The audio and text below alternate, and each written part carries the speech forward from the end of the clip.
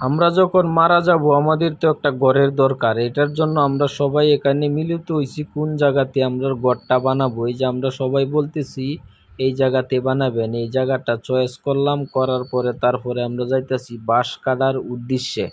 কোন বাঁশগুলো কাটবো, সমান বাঁশের দরকার, কারণ সোজা বাঁশ হলেই সবচাইতে ভালো হয়। এই যে দেখেন করাতি কাটতেছে বাঁশ, এই যে দেখেন বাঁশ একটা কাটা হচ্ছে, এখন আর একটা ধরা হলো।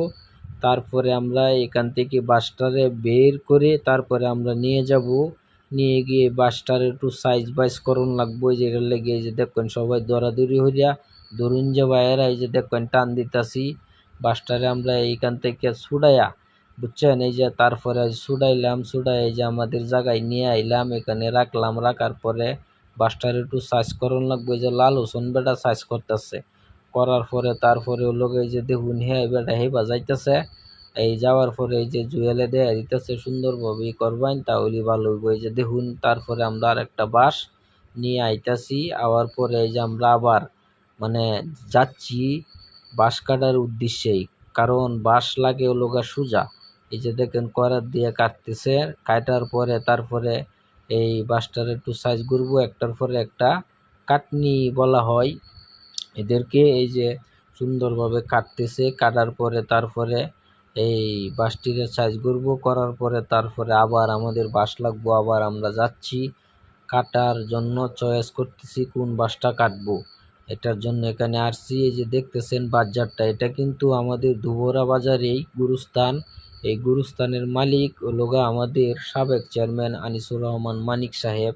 উনি কিন্তু এলাকার মানুষকে, ওনার আত্মীয় স্বজন এবং পাড়া প্রতিবেশী সকলকে অনুমতি দিয়ে দিছে, যাদের এই কবর লাগবে, গুরুস্থানের দরকার, আমার এখানে আসবেন। এখান থেকে আইসে আপনারা যে বাসটা চয়েস করবেন সেই বাসটা কবরের জন্য লাগাই দিবেন।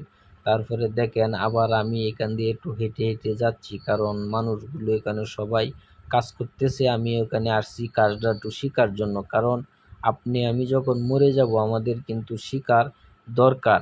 এই যে দেখেন তারপরে লোকা কবর খোদার জন্য আমার মনটা বিরাট চাইছে, আমি বলছি দেন আমার কাছে কোদালটা নিয়ে আমি কিন্তু কবরটা খুঁড়তেছি, কারণ এই ঘরটাতেই কিন্তু আমরা থাকবো। আমরা দেখেন বড় বড় রাজপ্রাসাদে থাকলেও শেষ পর্যন্ত কিন্তু 3.5 হাত জায়গায় আপনার আমার জন্য কিন্তু বাজেট করা হয়েছে আল্লাহর তরফ থেকে, কারণ এই বাজেটটাই কিন্তু লোগা বড়। তারপরে দেখেন অনেক, এই যে আবার আমি খুঁড়তেছি, আমার কাছে খুব ভালো লাগতেছে, জীবনের ফার্স্ট আমি এই কাজটা করেছি। আমি সকল মুসলমান ভাই ও বোনদের উদ্দেশ্যে বলতে চাই,